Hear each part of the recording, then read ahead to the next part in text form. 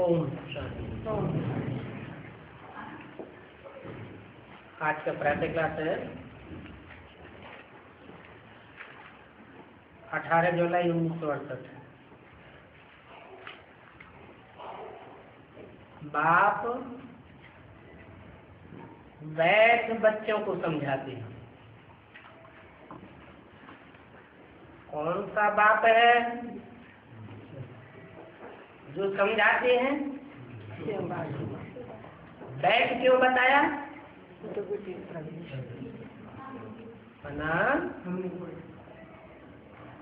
कोई खास स्थान है, कोई खास तख्त है जहाँ बैठकर समझाते हैं।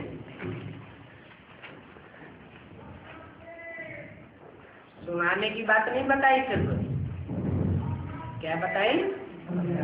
समझाते हैं। और बच्चे समझते हैं हम आत्माओं को बाप समझाते हैं।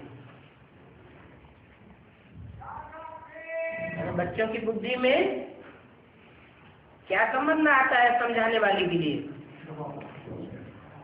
कि समझाने वाला भी बाप है, माँ नहीं है। और बाप अपन को आत्माओं का बाप समझते हैं। जीवात्माओं का बाप समझाने वाला नहीं समझता है। किसका बाप अपन को समझता है? आत्माओं का बाप। ऐसे कब कोई नहीं समझाते कि अपन को आत्मा समझो। यह बाप ही बैठ आत्माओं को समझाते। यह बाप माने कौन सा बाप है? यह जिसकी बात हो रही है, शिव बाप की, आत्माओं के बाप की। इस ज्ञान की प्रारब्ध तुम नई दुनिया में लेने वाले हो, नंबरवार पुरुषार्थ अनुसार। सुप्रीम सोल बाप जो समझाते हैं, उस समझाने का कनेक्शन इस जन्म से ही नहीं है। कहाँ से है? नई दुनिया। जो नई दुनिया है आत्मिक स्थिति वाली देवताओं की, उस दुनिया के लिए समझाते हैं। और प्रारब्ध लेने वाले भी नई दुनिया के नंबरवार बच्चे हैं, नंबरवार पुरुषार्थ करने वाले। परंतु ये बात भी कोई सभी बच्चों को याद नहीं रहती है कि ये पुरानी दुनिया अब बदलने वाली है। और तो पुरानी दुनिया को बदलने वाला है बाप। नहीं तो बड़े बड़े धर्म पिताएं आए, महात्माएं आए, पुण्यात्माएं आए, लेकिन उस दुनिया को बदल कोई नहीं सका। दुनिया नीचे ही गिरती चलेगी। अभी बाप बदलने के लिए आया है। बहुत हैं जिनको इतनी समझ नहीं है कि बाप दुनिया को बदलने वाला है। यहाँ तो सन्मुख बैठे। जब घर में जाते हो तो सारा दिन अपने धंधे आज में ही लग जाते। पाप के लिए तो समझाया है। जैसे कन्या होती है, वो जानती नहीं है हमको पति कौन सा मिलेगा। चित्र देखती है तो उनकी याद ठहर जाती है। कहाँ भी जाएंगे फिर दोनों एक दो को याद करते हैं। देखा तो नहीं है। क्या देखा है? सिर्फ चित्र देखा है। उसको कहा जाता है शारीरिक जिस्मानी प्यार। और यहाँ तो है रूहानी प्यार। रूह को चित्र में देखा नहीं जा सकता है, देखा जा सकता है, रूह का तो चित्र नहीं निकल सकता, हाँ समझा जा सकता है। तो इसको कहते हैं रूहानी प्यार। रूहानी प्यार किसके साथ है? बच्चों का रूहानी बाप के साथ और बेहद के बच्चों के साथ। हद के बच्चे कौन? हद के बच्चे जिस्मानी और बेहद के बच्चे रूहानी। बाप भी रूहानी और बच्चे भी रूहानी स्थिति में रहने वाले। बच्चों का बच्चों के साथ भी प्यार चाहिए। रूहानी बच्चे हैं तो परिवार कैसा हुआ? रूहानी परिवार हुआ। रूहानी परिवार में सब आपस में भाई भाई हैं, रूहानी प्यार होना चाहिए।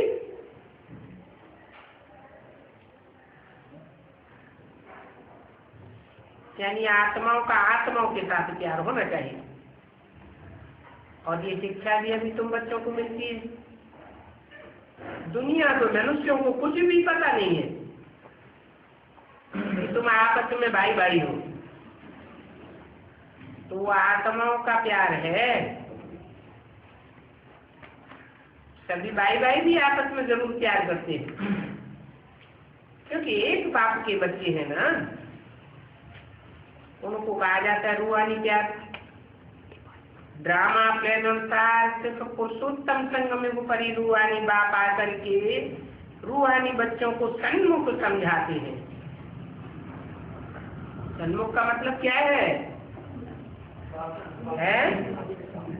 सन्मुख का मतलब मुख के सामने बैठकर समझाते हैं।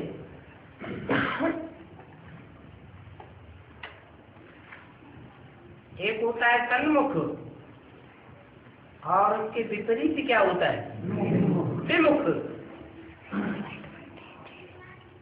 बच्चे भी जानते हैं कि बाप अभी परमधाम में नहीं है, कि परमधाम में बैठ करके हम बच्चों को प्रेरणा देते हैं, नहीं। वो यहाँ आए हुए, कहाँ?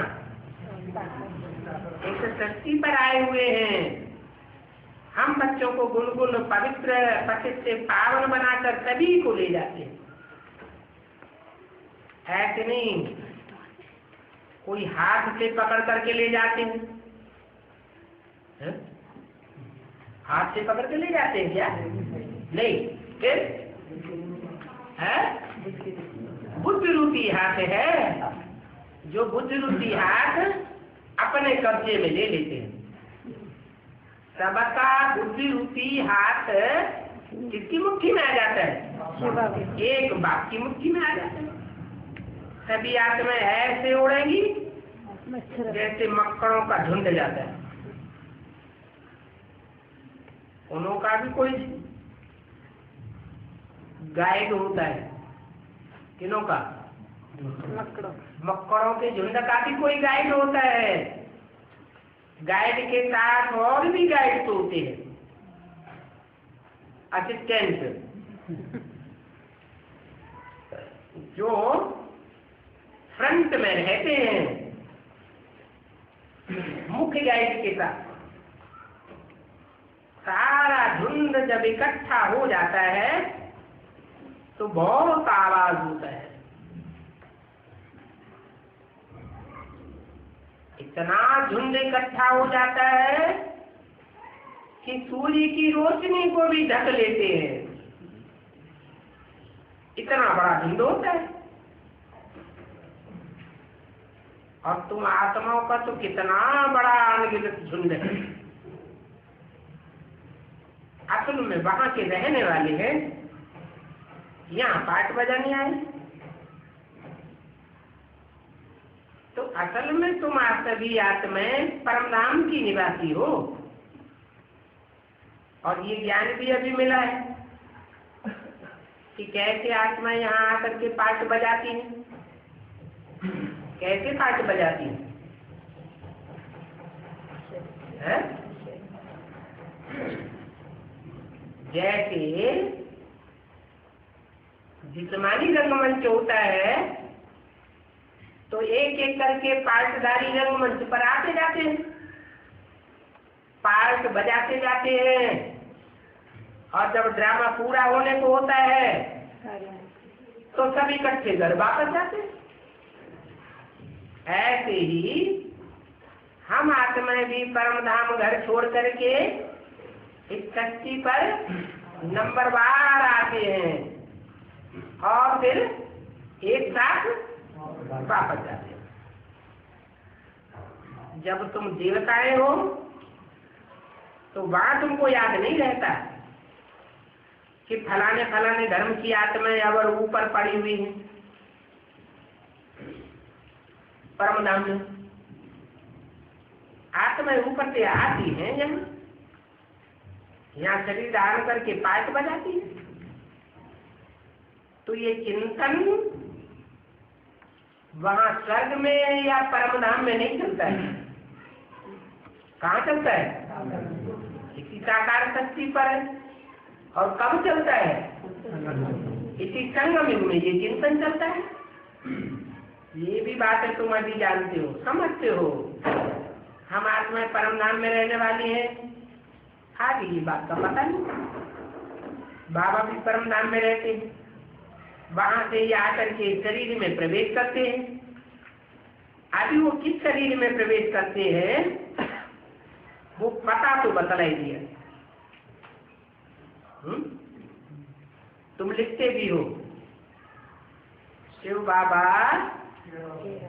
केरा ब्रह्म, ऐसे नहीं लिखते हो शिव बाबा केयर पे परम धाम। परम धाम में तो चिट्ठी जा ही नहीं सकती। क्या प्रैक्टिकल में बाप आया हुआ है तो प्रैक्टिकल में कनेक्शन भी तो चाहिए ना।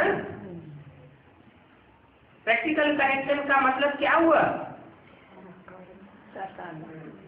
साकार में बातचीत भी कर सके, एक दूसरे को देख भी सके, चिट्ठियों का लेन देन भी कर सके। तो जैसे साकार दुनिया में कनेक्शन होते हैं, संबंध जुड़ते हैं, ऐसे संबंध जुड़ सके। तो देखो परमधाम में तो चिट्ठी भी नहीं जा सकती। तुम लिखते ही हो परम पिता परमात्मा सेवकिया राम ब्रह्मा बाबा, फिर यहाँ की एड्रेस डालते हो। कहाँ की? ये तो दुनिया की ही साकार में एड्रेस डालते हो ना, क्योंकि तुम जानते हो बाप यहाँ आए हुए हैं और कल्प कल्प यहाँ ही आते हैं। एक ही बार आते हैं और कितनी बार आते हैं ये गिनती नहीं कर सकते। हर कल्प कल्प आते हैं। या मनुष्यों की भी गिनती नहीं कर सकते। अनगिनत मनुष्य हैं। बल मनुष्य आदमशुमारी निकालते हैं, वो एक्यूरेट तो नहीं निकाल सकते। आत्माएं कितनी है वो भी हिसाब नहीं निकाल सकते। ये तो ऐसे ही अंदाजा लगाए लिख दिया। बापू भी कहते हैं अंदाजा लगाया जाता है कि सतयुग में कितने थोड़े मनुष्य होंगे, क्योंकि सिर्फ भारत ही भारत रह जाता है और दूसरे धर्म की आत्माएं तो वहां होती नहीं। तुम्हारी बुद्धि में है हम विश्व के मालिक बन जाते हैं। आत्मा जब शरीर में है तब दोनों इकट्ठे, आत्मा और शरीर तथा जीव आत्मा सुख अथवा दुख भोगती है। ऐसे बहुत सन्यासी लोग समझते हैं कि हमारी आत्मा ही परमात्मा है और वो कभी दुख नहीं भोगती है, क्योंकि समझते हैं आत्मा निर्लेप है। आप बताओ आत्मा निर्लेप है या परमपिता परमात्मा निर्लेप है? क्यों? क्योंकि आत्माओं को तो संग का रंग लगता है, परमपिता परमात्मा को कोई के संग का रंग नहीं लगता है, तो लेट सेट की बात ही नहीं। बहुत बच्चे हैं जो इस बात में मुझते हैं कि हम अपन को आत्मा निश्चय करें तो कैसे करें, फिर बाप को याद कहाँ करें। ये तो जानते हैं बाप परम धाम का निवासी है और वो सभी आत्माओं का बाप है। सभी आत्माओं का मतलब सिर्फ मनुष्य आत्माओं का ही बाप नहीं है, लेकिन जो भी आत्माएं हैं, कीट पशु पक्षी पतंगे जीव जंतु सबका बाप है। ये तो निश्चय है। बाबा ने हमको परिचय दिया है, कहाँ भी चलते फिरते बैठते बाप को याद करो। बाप रहते हैं परम धाम, तुम्हारी आत्मा भी वहां की रहने वाली है। फिर पाठ बजाने यहाँ आती है, यहाँ पाठ बजाने आती है तो यहाँ भी रहते हैं ना। ऐसे थोड़े बीच बीच में परम धाम चले जाते होंगे। आत्मा जानती है हम इस समय रथ में प्रवेश करके आते हैं। तुम लिखते भी हो, शिव बाबा को याद करते हो, तो यहाँ इस दुनिया में याद करते हो ना, या परमधाम में बुद्धि चली जाती है? इस दुनिया में याद करते हो। 18 जुलाई 1968 की वाणी का दूसरा पेज। जबकि बाप यहाँ आए हैं तो तुम चिट्ठी भी यहाँ लिखते हो और यहाँ ही याद करते हो। कौन? तुम। वो बच्चे नहीं, वो माने कौन? तथाकथित ब्राह्मण जिनके ब्रह्मा बाप का ही पता नहीं है कि कहाँ है। उनको पता नहीं है कि बाप को कहाँ याद किया जाना चाहिए, बाप कहाँ है। और तुमको तो पता है। जिन जिनको परिचय मिला है किसका? बाप का। समझ मिली है कि बाप कहाँ है, बाप को हम कहाँ याद करें। ये ज्ञान तो तुम बच्चों को मिल गया कि बाप यहाँ इस सृष्टि पर ही आए हुए हैं। क्या तुमको ये परिचय मिल गया है? उन तथाकथित ब्राह्मणों को इस बात का परिचय नहीं है। बाबा भी परम धाम में नहीं रहते हैं। कहाँ रहते हैं? साकार सृष्टि पर रहते हैं। वो क्या समझते हैं? बाप या तो परम धाम चला गया या तो सूक्ष्म बदन में ब्रह्मा बाबा में काम कर रहा है। लेकिन बाबा तो कहते हैं कि मैं सूक्ष्म बतनवासी ब्रह्मा में नहीं आता हूँ। क्यों? क्यों नहीं आता हूँ? क्योंकि सूक्ष्म बतनवासी तो फरिश्ता होते हैं और फरिश्ताएं तो पवित्र होते हैं, पावन होते हैं, उनका लाइट का शरीर होता है। पवित्र में तो सुप्रीम सोल प्रवेश करता ही। मैं तो पतित सृष्टि में आता हूँ और पतित मनुष्य तन में आता हूँ। तो बाबा यहाँ ही रहते हैं, इसलिए तुम चिट्ठी भी लिखते हो शिव बाबा तेरा ब्रह्मा। सिर्फ बुद्धि यहाँ ही जाएगी।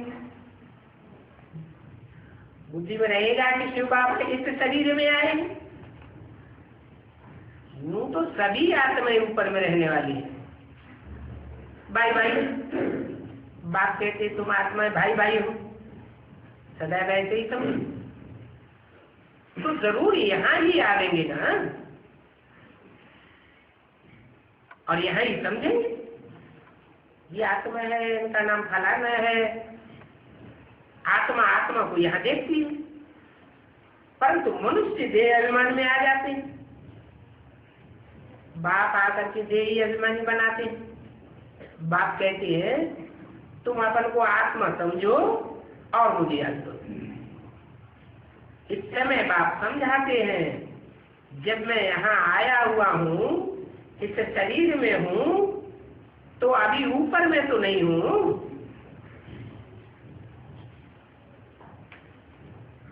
यहाँ ही आकर के बच्चों को ज्ञान भी देता हूँ, तो जरूर यहाँ ही रहेंगे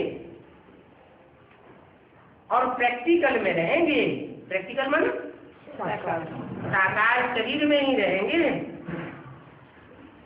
उनको बुलाना होता है, उनकी आर्गन्स है, पुराने आर्गन्स लिए हुए हैं। बाप खुद कहते हैं, मैं ये पुराना शरीर रूपी आर्गन्स लेता हूँ, जिसमें मुख्य है ये आंखें। ज्ञानामृत मुख से निकलता है, गौमुख भी कहते हैं, अर्थात माता का मुख। ये है बड़ी माता। कौन? ब्रह्मा। इन द्वारा तुमको एडाप्ट करते हैं। यह कह के फिर इन क्यों कह दिया? इस द्वारा क्यों नहीं कहा? माता पिता। इन द्वारा तुमको एडाप्ट करते हैं। एडाप्ट कौन करते हैं? और शिव बाबा अलग, एडाप्ट करने वाला। एडाप्ट करते हैं शिव बाबा। बाबा कहा जाता है साकार निराकार के मेल को। और किन द्वारा एडाप्ट करते हैं? इन द्वारा। इन माने कौन? नहीं, राम के तन द्वारा तो शिव बाबा ही है। एडाप्ट करने वाला कौन है? शिव बाबा। लेकिन किन द्वारा एडाप्ट करते हैं? दो ब्रह्मा। हाँ, बेसिक में ब्रह्मा और एडवांस में जगदम्बा। इसलिए बोला इन द्वारा तुमको एडाप्ट करते हैं। कौन करते हैं? शिव बाबा तो यहाँ ही है ना। ये ज्ञान सारा बुद्धि में ठहरना चाहिए। बाप कहते हैं मैं तुमको प्रजापिता ब्रह्मा द्वारा एडाप्ट करता हूँ। क्या सिर्फ ब्रह्मा द्वारा नहीं, प्रजापिता ब्रह्मा द्वारा एडाप्ट करता हूँ। तो ये माँ भी हो गई ना। गाया भी जाता है तुम माता पिता हम बालक तेरे, तो सभी आत्माओं का बाप है। उनको माता नहीं कहेंगे, वो तो बाप है। बाप से बता मिलता है। फिर माता यहाँ चाहिए, वहां तो बाप है, वो यहाँ आते हैं। अभी तुमको मालूम पड़ा है बाप ऊपर में रहते हैं, फिर यहाँ आते हैं पाठ बजाने। दुनिया को तो इन बातों को कुछ भी पता नहीं। वो तो कह देते हैं ठिक्कर में है, भिक्कर में है। फिर तो आना ही नहीं तो परमात्मा बाप हो जाए, जिसको कहा जाता है घोर अंधियारा। गायन भी है, ज्ञान सूर्य प्रगटा अज्ञान अंधेर विनाश। कौन से अज्ञान का विनाश हो जाता है? भक्ति के।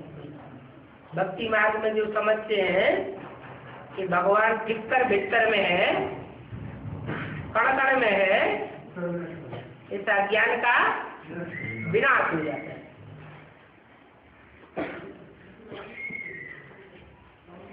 वो तथाकथित तो ब्राह्मण तो नहीं कहते ठिक्कर भिक्कर में है, कण कण में है। कहते हैं क्या? नहीं कहते। अच्छा, अंतर से मानते हैं। कैसे? ठिक्कर माने जैसे मिट्टी का ढेला होता है, उसमें एक ठोकर लगे तो बिखर जाता है। ऐसे माया की ठोकर लगने वालों में भी क्या समझते हैं कि भगवान बैठा हुआ है। बिस्तर भीत ज्ञान मार्ग में दीवार बन करके खड़े हो जाते हैं। न खुद समझते हैं, न दूसरों को समझने देते हैं। ऐसे विस्तर बुद्धियों में भी समझ बैठे हैं कि भगवान व्यापक है। बाप कहते हैं ये उनका देह अभिमान है, जिस कारण से अंधियारा है, अभी तुमको ज्ञान मिला। और वहां नई दुनिया में तो रावण होता ही नहीं है, इसलिए वहां कोई विकार नहीं होता है। क्यों नहीं विकार होता है? क्योंकि वहां द्वैतवाद कोई है ही नहीं। दो मत देने वाले दो सिर होते नहीं, देह अभिमानी भी नहीं। वहां तुम आत्मा अभिमानी रहते हो, आत्माओं को ज्ञान है। अभी हम छोटा बच्चा, अभी जवान बना, अभी वृद्ध शरीर हुआ, इसलिए नया शरीर लेना होता है, पुराना शरीर छोड़ना होता है। वहां ऐसे नहीं कहते हैं कि फलाना मर गया। क्या कहते हैं? एक शरीर छोड़ा और आत्मा दूसरा शरीर लेती है, तो वो है अमर लोक। यहाँ मृत्यु लोक है तो कहते हैं मर गया, और वहाँ है अमर लोक। वहाँ मरने की बात मुख में आती नहीं। खुशी से एक शरीर छोड़ दूसरा लेते, अभी आयु पूरी होती, ये पुराना शरीर छोड़ नया लेना है। इसलिए सन्यासी लोग सर्प का मिसाल देते हैं। मिसाल वास्तव में बाप का दिया हुआ है, फिर सन्यासी लोग उठा लेते हैं। तो बाप कहते हैं ये जो ज्ञान मैं तुमको देता हूँ ये प्राय लोप हो जाता है। बाबा के अक्षर भी हैं, वो चित्र भी हैं, परंतु जैसे आटे में लून मिसल सच्चाई रह गई है, तो बाप बैठ अर्थ समझाते हैं। कहेगा शास्त्रों का पुराने जो भी अजंता एलोरा एलिफेंटा की गुफाएं में चित्र मिले हैं, उन चित्रों के आधार पर शास्त्र बने हैं। उन शास्त्रों का अर्थ बैठ बाप समझाते हैं। जैसे सर्प को पुराना खल छोड़ आते ही दूसरा नया खल ले लेता है, ऐसे तुम भी ये पुराना देह अभिमान रूपी शरीर छोड़ देते हो और तुम्हारी नई खल आ जाती। उन सन्यासियों के लिए ऐसे नहीं कहेंगे कि एक शरीर छोड़ दूसरे में प्रवेश करते हैं, नहीं। खल बदलने का एक सर्प का ही मिसाल है। वो खल देखने में भी आती है। जैसे कपड़ा उतारा जाता है तो कपड़ा देखने में आता है ना, ऐसे ही सर्प खल छोड़ देता है, दूसरी मिल जाती है। तो जब सर्प खल छोड़ता है तो सर्प जिंदा रहता है कि मर जाता है? जिंदा रहता है। ऐसे भी नहीं कि वो सदैव अमर रहता है, नहीं। 2-3 खर बदली और फिर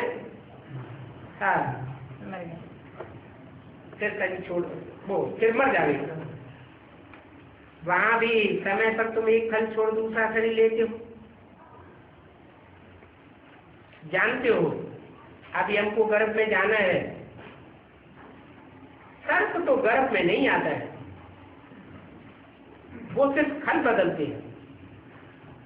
वहां तो योग बल की बात होती नहीं है। ये कहाँ की बात है? योग बल की बात यहाँ इस संगम युग की है। योग बल से तुम जाते हो, इसलिए अमर कहा जाता है। आत्मा कहती है अभी मैं बूढ़ा हो गया हूँ, शरीर पुराना हुआ, साक्षात्कार हो जाता है। अभी हम जाकर के छोटा बच्चा बनूंगा। आप एक शरीर छोड़ आत्मा भाग करके जो छोटे बच्चे में प्रवेश करती है, उस गर्भ को जेल भी नहीं कहा जाता है। क्यों है? गर्भ जेल क्यों नहीं कहा जाता है? दुख नहीं है, क्योंकि वहां कोई प्रकार का गर्भ में भी दुख नहीं होता है। इस दुनिया में तो गर्भ में से निकलने के लिए आत्मा त्राही करती है, तो उसे गर्भ महल कहा जाता है। पाप तो कोई वहां होता ही नहीं जो गर्भ जेल में भोगना पड़े। इसलिए वहां गर्भ महल में आत्मा बड़े आराम से रहती है, दुख की कोई बात ही नहीं। न तो कोई ऐसी गंदी चीज आदि खाते हैं जिससे बीमारी आदि हो जाए। यहाँ तो बहुत गंध खाते हैं, स्थूल गंध भी खाते हैं और गंदे संकल्पों की भी गंध खाते हैं। तो गंध का असर फिर अंदर बच्चे के ऊपर नहीं पड़ जाता है।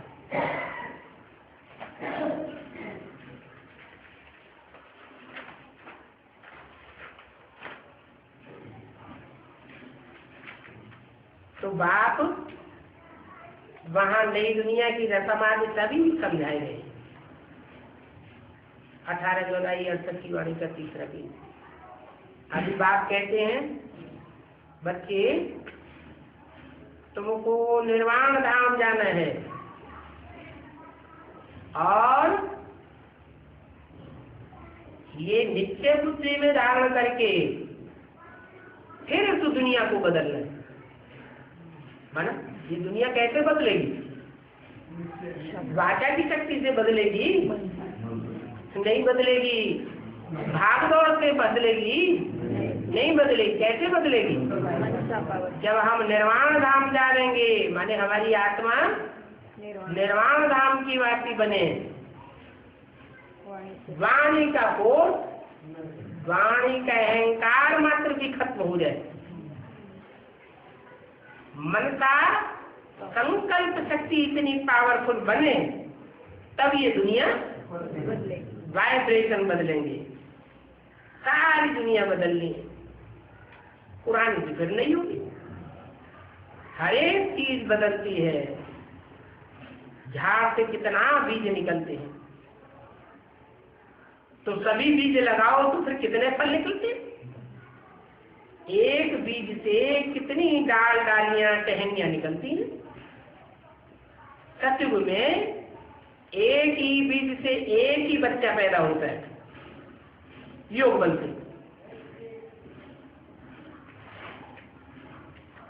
यहाँ तो विकास से 5-7 बच्चे भी पैदा कर देते हैं। सतयुग और कलयुग में देखो बहुत फर्क हो जाता है। तो वहां कौन सा बल होता है? आत्मिक बल होता है, और यहाँ इंद्रियों का बल है। बात बतलाते हैं, ये नई दुनिया फिर पुरानी होती। पुरानी कैसे होती है? वो भी 84 जन्म की बात समझाई, ये भी बच्चों को समझाया है। बाबा परम धाम में नहीं है, जैसे हम आत्मा यहाँ आकर के शरीर लेती है तो वहां की जगह खाली हो जाती है। बाप भी यहाँ आए हैं पढ़ाने के लिए, तो वह उनकी सीट खाली हो गई। पहले तुम जानते हो कि हम नंबरवार आते हैं, पहले तुम जाते हो या बाप जाते हैं? पहले परम धाम में कौन जाता है? हैं? कौन जाता है पहले? बाप अकेला जाता है क्या? पहले तुम जाते हो या बाप जाते हैं? बाप तो एक ही है, तुम जाओ या बाप जाओ।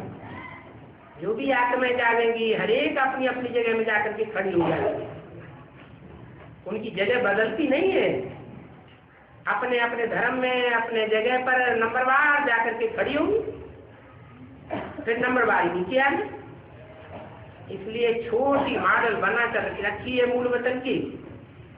वहाँ देवी देवताओं का सेक्शन अलग होता है, सभी धर्मों का अपना अपना सेक्शन है। ये तो समझ गए हो। देवी देवताओं का है पहला धर्म, अव्वल नंबर का धर्म है। इसलिए मुसलमान लोग भी क्या कहते हैं? अल्लाह अव्वल दीन। फिर नंबरवार और बढ़ाते हैं, नंबरवार ही जाकर के रहेंगे। तुम भी नंबरवार पास होते हो, उन मार्क्स के हिसाब से जगह तुम लेते हो। ये बाप की पढ़ाई सारे कल्प में एक ही बार होती है, फिर पिछाड़ी में इंसान होता है, उसमें भी नंबरवार हो जाते हैं। तो आत्माओं का कितना छोटा सा झाड़, छोटा सा तिजरा होगा। जैसे यहाँ तुम्हारा इतना बड़ा झाड़ है, वहां भी ऐसे ही सेक्शन है। ये झाड़ आज भी तुम बच्चों ने दिव्य दृष्टि से देख करके बनाई है। आत्मा कितनी छोटी है और शरीर कितना बड़ा है। मनुष्यों को तो ज्यादा जगह चाहिए। आत्माएं तो वहां जाकर के बैठेंगी और बहुत थोड़ी जगह में नजदीक नजदीक जाकर रहती है। तब सोवेंगी भी बहुत। आत्मा को कितना छोटा सा झाड़ होगा। यहाँ तो मनुष्यों का झाड़ कितना बड़ा है, और मनुष्यों को तो कितनी जगह चाहिए। न चलने, न फिरने, न घूमने आदि का जगह रहता है परम धाम में। वहां तो छोटी सी आत्मा एक जगह बैठी। यहाँ तो नौकरी आदि करने की सब जगह चाहिए। निराकारी दुनिया में आत्माओं को कितनी छोटी जगह होगी इस दुनिया की भेंट में। इसलिए इन चित्रों में भी दिखाया है, आत्माएं वहां बहुत छोटी छोटी रहती है। नंबरवार यहाँ आते। तो ये बना बनाया ड्रामा है। शरीर छोड़ आत्माओं को वहां जाना होता है। तुम बच्चों की बुद्धि में है कि हम वहां कैसे रहते हैं और दूसरे धर्म वाले कैसे रहते हैं, और फिर कैसे अलग अलग हैं। फिर अलग अलग ही आते हैं नंबर 1। देवताओं के बाद कौन आवेंगे? है क्षत्रिय आएंगे। देवताओं के बाद इस्लामी, बौद्ध, इनके पहले तो आ ही नहीं सकते। तो ये सभी बातें तुमको कल्प में एक ही बार बात सुनाते हैं। बाकी तो सभी है जिस्मानी पढ़ाई, उनकी रूहानी पढ़ाई नहीं है। अभी तुम समझते हो हम आत्मा आई मना कौन? हुए माई, मैं आत्मा। माई मन मेरा शरीर। मनुष्य ये नहीं जानते हैं। उनों का तो सदैव शारीरिक संबंधी रहता है।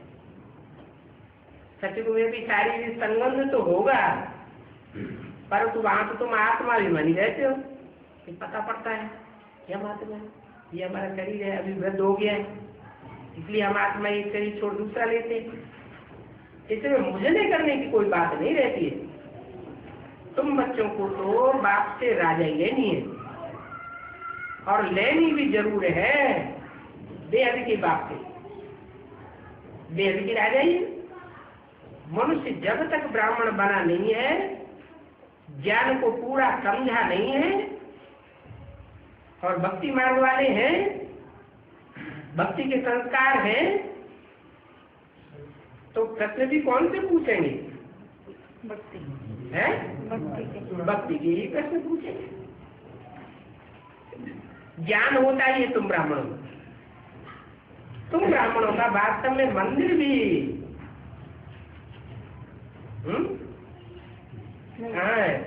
अजमेर है। तुम ब्राह्मणों का मंदिर भी वास्तव में अजमेर है। एक होते हैं पुष्कर ब्राह्मण। कैसे ब्राह्मण? पुष्करणी। पुष्प माने धक्का लगाना, पुष्करणी माने धक्का लगा के चलते हैं, अपने आप स्वेच्छा से कुछ साथ नहीं करते। और दूसरे होते हैं सारस्वत। सारस्वत माने खुद के पुरुष। बाबा ने तो बताया सार को सिद्ध करने वाले, लेकिन सारस्वत का अर्थ होता है सरस्वती पुत्र। जैसे ब्रह्मा का पुत्र ब्राह्मण, मात्रा बढ़ गई, ऐसे ही सरस्वती का पुत्र सारस्वत। अजमेर में ब्रह्मा का मंदिर देखने जाते हैं, ब्रह्मा बैठा हुआ है, दाढ़ी आदि भी दी हुई है, उनको मनुष्य के रूप में दिखाते हैं। किनको? ब्रह्मा को। 3 देवताएं हैं, ब्रह्मा विष्णु शंकर, उनमें मनुष्य रूप में दाढ़ी मूछ ब्रह्मा को दिखाते हैं।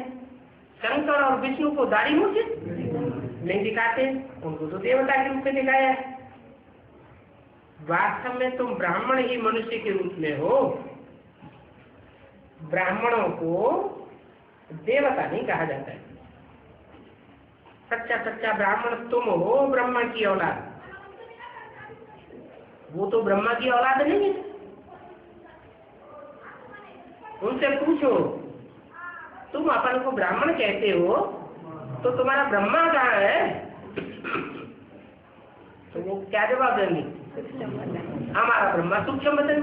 तो तुम भी जाओ सूक्ष्म बदन बैठो जाके, तुम यहाँ कहाँ से आ गए? तो देखो, सच्चा सच्चा ब्राह्मण तुम ब्रह्मा की औलाद हो। उनको ये पता ही नहीं है कि हम प्रजापिता ब्रह्मा की औलाद है। पीछे आने वालों को ये मालूम ही नहीं पड़ता है। पीछे आने वाला मन है जो आत्माएं परम धाम से हमारे बाद उतरी हैं, उनको इन बातों का पता नहीं पड़ता है। तुम्हारा जो विराट रूप है, ये भी बुद्धि में याद आना चाहिए। ये सारी नॉलेज है जो तुम कोई को भी अच्छी रीति समझा सकते हो। हम आत्मा बाप के बच्चे हैं। ये यथार्थ रीति समझ करके ये निश्चय पक्का पक्का होना चाहिए। ये तो यथार्थ बात है। सभी आत्माओं का बाप एक परमपिता परमात्मा, और सभी उनको याद करते हैं। हे भगवान, हे ईश्वर। मनुष्यों के मुख से निकलता तो जरूर है ना। 18 जुलाई 1968 की वाणी का 4था पेज। परमात्मा कौन है ये भी दुनिया में कोई नहीं जानते। क्या कह देते हैं परमात्मा के बारे में? है आत्मा तो परमात्मा, याद कहते हैं परमात्मा इसका भीतर में। जब तक बाप आकर न समझावे तब तक कोई जान नहीं सकता। बाप ने समझाया है ये लक्ष्मी नारायण जो विश्व के मालिक थे, इस बात को ये ही नहीं जानते हैं, तो फिर ऋषि मुनि फिर कैसे जानेंगे? क्या परमात्मा कि वास्तव में परमात्मा परम पिता कौन है ये लक्ष्मी नारायण ही नहीं जानते थे, तो दूसरा कोई कैसे जानेगा? अभी तुमने बाप द्वारा जान लिया है, अभी तुम समझते हो हम आस्तिक हैं, बाकी सभी नास्तिक हैं। जो बाप को जानते हैं तो आस्तिक आस्था रखेंगे, नहीं जानते हैं तो आस्था कहाँ से रखेंगे? तो नास्तिक हो गए। अभी तुम रचयिता और रचना के आदि मध्यंत को जानते हैं। कोई अच्छी रीति जानते हैं, कोई कम। बाप तो सबको सन्मुख आकर पढ़ाते हैं, फिर कोई अच्छी रीति धारण करते हैं, कोई कम धारण करते हैं। और पढ़ाई तो बिल्कुल सहज है, सहज पढ़ाई भी है और फिर बड़ी पढ़ाई भी है। बड़ी कैसे है? लंबी चौड़ी बड़ी पढ़ाई कैसे है? 70 साल से पढ़ाई की।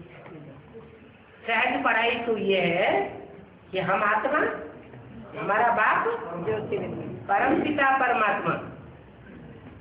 फिर हम आत्मा 84 जन्मों में क्या क्या कहाँ कहाँ कैसे कैसे पार्ट बजाने वाली है, ये थोड़ी बड़ी लंबी बात हो जाती है, बड़ी बात हो जाती है।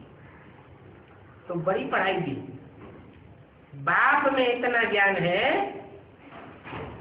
तो हम बच्चों में भी होना चाहिए। बाप कहते हैं कि तुम बच्चे अपने जन्मों को नहीं जानते हो, मैं जानता हूं। तो पढ़ाई बड़ी है, इतनी बड़ी पढ़ाई है कि सागर को मत बनाओ तो भी अंत नहीं पा सकते। बाप बहुत सच करके ऐसा करके समझाई देते हैं। सिर्फ बाप को जानना है और सदस्य चक्रधारी बनना है, बस। जात की कुछ भी करने की दरकार नहीं है। सेंसिबल जो होंगे वो झट 2 अक्षर से समझ जाएंगे। कौन कौन से 2 अक्षर? अलग और भी। बरोबर बाप आकर स्वर्ग की स्थापना करते हैं। आकर के करते हैं ब्रह्मा के तन में, या ब्रह्मा के तन से चले जाते हैं फिर करते हैं? आकर के करते हैं? आकर के करेंगे, चले जाने के बाद करते हैं। ब्रह्मा के तन में आते हैं फिर चले जाते हैं? नहीं, आकर के करते। बाप तो आते हैं तो जब तक स्वर्ग की स्थापना न कर ले तब तक वापस नहीं जाते ही नहीं। ये ब्रह्मा मरे चला जावे, मम्मा मरे चली जावे, तो भी लेकिन बाप तो काम करेगा, पूरा करके ही जाते हैं। अभी तो हम नरक में हैं। क्या नरक ऐसे कोई नहीं समझे कि हम स्वर्ग में बैठे हैं। 84 लाख जन्म तो होते ही नहीं है।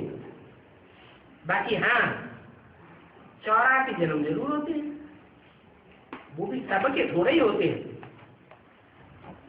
सतो प्रधान, सतो रजो तमो, इन स्टेजेस से सभी आत्माओं को गुजरना पड़ता है, चाहे कम जन्म लेने वाली हो या पूरी 84 जन्म लेने वाली हो। आधा कल्प में सूर्यवंशी चंद्रवंशी, फिर आधा कल्प के बाद फिर ये और धर्म आते हैं। तो बुद्धि काम करती है। एक बार बाप का परिचय मिला और 84 का चक्र समझाए, फिर रचयिता और रचना के आदि मध्य अंत का राह समझाया, उसमें सब कुछ आ जाता है। तो बात बिल्कुल थोड़ी है, बाकी जो डिटेल है उसमें फिर टाइम लग जाता है। सतयुग में तुम बिल्कुल पवित्र रहते हो, फिर त्रेता में 2 कलाएं कम हो जाती हैं। तो त्रेता को सेमी स्वर्ग कहेंगे, उसको स्वर्ग नहीं कहेंगे। मनुष्य तो स्वर्ग को भी नहीं जानते, और स्वर्ग होती है नई दुनिया। त्रेता फिर सैनिक स्वर्ग क्यों कहा जाता है? क्योंकि 2 कलाएं कम हो जाती हैं, 25% पुराना हो गया। आगे चल करके तुम्हारा जब प्रभाव निकलेगा तो गवर्नमेंट आप ही तुमको मकान कॉलेज खाली करा के देते रहेगी।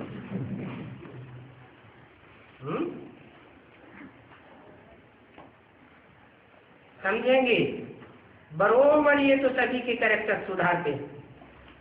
वो पढ़ाई बंद हो जाएगी है कॉलेज में, स्टूडेंट से ही परेशान हो जाएंगे। यहाँ तो तुम सभी के कैरेक्टर से सुधारते हो। कैरेक्टर तो दुनिया के बहुत खराब हो गए। तुम्हारी है देवी कैरेक्टर, उनके हैं आसुरी कैरेक्टर, उनकी है डाबली पढ़ाई, तुम्हारी है गॉडली पढ़ाई। तुम कहेंगे अभी हम इन सभी के कैरेक्टर को सुधारते, तो तुमको बुलावेंगे। ये भी समझते हैं सभी की कैरेक्टर तो नहीं सुधरेगी, तो भी बहुतों के कैरेक्टर्स को सुधार सकते हैं। पावन बनने से दैवी कैरेक्टर्स बन जाते हैं। पतित है तो आसुरी कैरेक्टर्स होती है। पावन बनने से दैवी कैरेक्टर्स बन जाते हैं। और ये बात तुम जानते हो कि अभी तुम ही पवित्र बनते हो। तुम्हारी कैरेक्टर्स भगवान आकर के सुधारते हैं। कोई मनुष्य नहीं है सुधारने वाला। मन तुम इतने बिगड़े हुए कैरेक्टर के बन जाते हो कि कोई मनुष्य तुम्हारी कैरेक्टर को नहीं सुधार सकता। कोई मनुष्य गुरु में ताकत नहीं है जो तुम्हारे कैरेक्टर को सुधार सके। तुम भगवान द्वारा से सुधार करके फिर औरों को सुधारते हो। है? कुछ सुधरते उनके कैरेक्टर तो पूरे सुधरते नहीं हैं इनके और धर्म वालों के, लेकिन फिर भी उनको जितना भी सुधरना है वो उनको सुधारने वाले कौन बनते हैं? तुम बच्चे, सिवाय ब्राह्मणों के और कोई कैरेक्टर तो सुधार नहीं सकता। इसके लिए ही हंगामे अत्याचार आदि होते हैं। अभी दिन प्रतिदिन समय कम होता जाता है। तो पुरुषार्थ यही करना है कि एक के सिवाय दूसरा कोई याद ना। मेरा तो एक शिव बाबा, दूसरा न कोई। गंधर्वी विवाह वाला युगल भी याद न रहे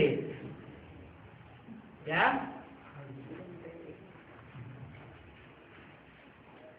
एक शिव बाबा बस। अंत समय शिव बाबा की ही याद।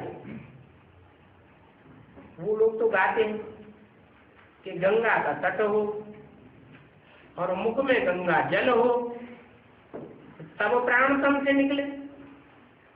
हैं? कौन लोग गाते हैं? भक्ति मार्ग वाले। झूठा गाते हैं, सच्चा गाते हैं? झूठा गाते हैं। कहाँ की गायन है? संगम युग का गायन है। तो वो याद कहाँ की दिलाते हैं? संगम युग की याद दिलाते हैं। क्या याद दिलाते हैं? याद दिलाते हैं कि संगम युग में भी जब अंत में ज्ञान गंगाएं निकलेंगी तब उद्धार होगा।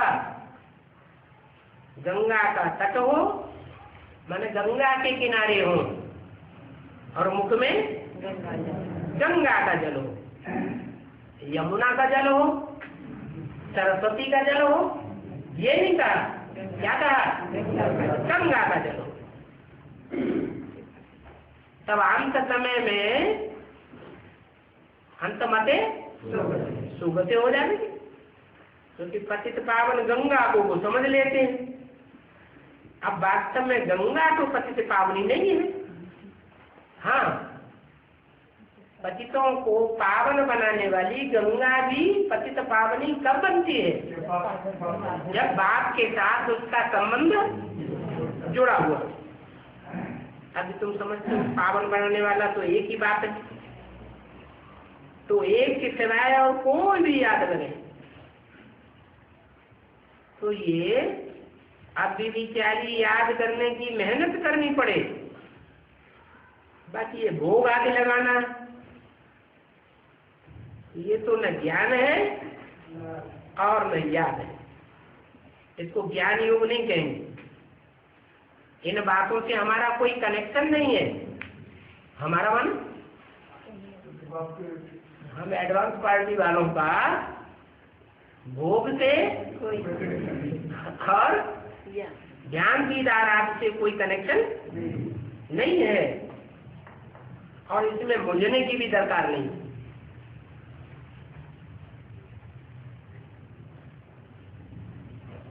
बाप तुम बच्चों को बहुत प्यार से बैठ समझाते हैं। स्कूल में स्टूडेंट भूल करते हैं तो टीचर सजा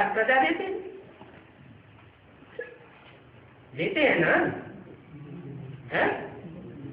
देते हैं और यहाँ 70 साल से ऊपर हो गए भूले करते करते। कोई ऐसा नहीं है पढ़ाई पढ़ने वाला भूले ना करता जो ये कहे कि मैंने भूले नहीं की। सब से भूले होती रहती हैं और सजा बाप कोई को नहीं देते। सजा देते हैं क्या? कोई को सजा नहीं देते। हाँ, ये कहेंगे कि माया सजा देती है। क्या? माया सजा देती है, पथ भ्रष्ट कर देती है। क्या सजा देती है? हम श्रीमत के बरखिलाफ चलते हैं तो माया हमारा पद भ्रष्ट कर देती है। जन्म जन्मांतर कल्प कल्पांतर के लिए अगर तुम उल्टा काम करते हो तो तुम्हारा पद भ्रष्ट हो जाता है। इतना उल्टा काम करते हो कि शिव बाबा को भी धोखा दे देते हैं। शिव बाबा को क्या धोखा देते हैं? शिव बाबा की सर्विस को छोड़ करके औरों के अंदर जी का आर्डर में चलते हैं तो क्या हो जाता है? डिस सर्विस हो जाती है। वो शिव बाबा को धोखा दिए तो ऐसों की फिर बहुत भारी सजा हो जाती है। कैसों की? वो शिव बाबा की सर्विस छोड़ करके हाँ औरों की मत पर चल पड़ते हैं, डिस सर्विस करने लग पड़ते हैं। अनेक प्रकार की डिस सर्विस कर लेते हैं।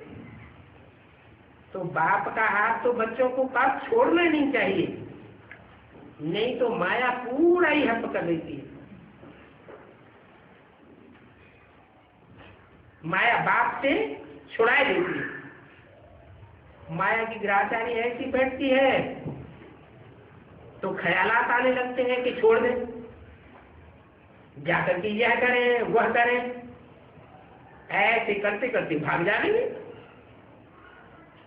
बाबा भी माया को कहेंगे ऐसे ऐसे संकल्प करने वालों को कच्चा ही खा जाओ, छोड़ना नहीं। माया बेटी को कहेंगे तुमको अच्छा ग्राहक मिला है। आश्चर्य तो भगन की ये तो गायन है, जो पास हो गया है वो प्रेजेंट में भी होता है। तो तुम्हारी माया के साथ लड़ाई है, ऐसी लड़ाई है जो आश्चर्यवत कथंती सुनंती, फिर माया का चिंतन पांती और माया अपकरंती। अच्छा